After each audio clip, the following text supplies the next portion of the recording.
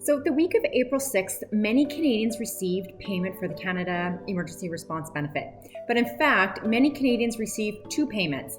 And we had a flood of questions asking if this was intentional or if this was a mistake. Now, many people that received two $2,000 payments, this is in fact what they are entitled to. However, there could be mistakes made for some Canadians. The biggest thing to remember here is that you have to understand the program and you have to understand your own situation and understand what you're entitled to. I get it's a bit gray and there's a few families and people in some gray situations, but try to understand the program, try to understand if you're entitled to it and what you're entitled to. So here are some of the facts. The $2,000 payment is payment for every 4-week period. So for those who did receive two payments, this could be, in fact, what you are entitled to, because the first payment is from March 15th to April 11th. The second $2,000 payment is from April 12th to May 8th. The government of Canada did say what they're trying to do is just get money in the hands of Canadians. But what you have to remember is that the maximum amount as of right now for the program is $8,000 in total. So if you received more payment than you were entitled to, the Government of Canada will find this eventually. And the biggest way that the mistake or overpayment may be found is during your tax filing in 2020.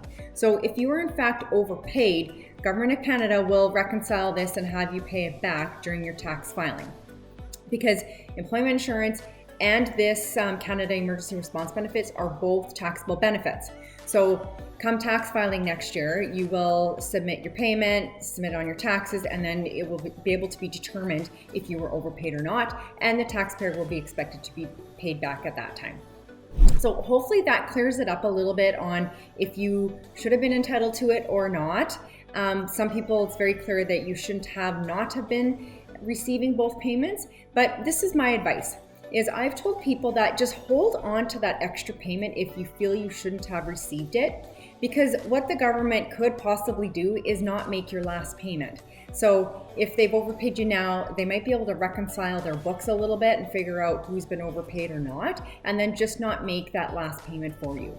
So I would hold on to all payments you've received, understand the program, and then once everything settles down with the phone lines and whatnot, if you still feel like you're overpaid and it's now July, maybe touch base with CRA at that time and just talk about your situation, or touch base with Service Canada, talk about your situation, and then just know that it will be reconciled at tax time.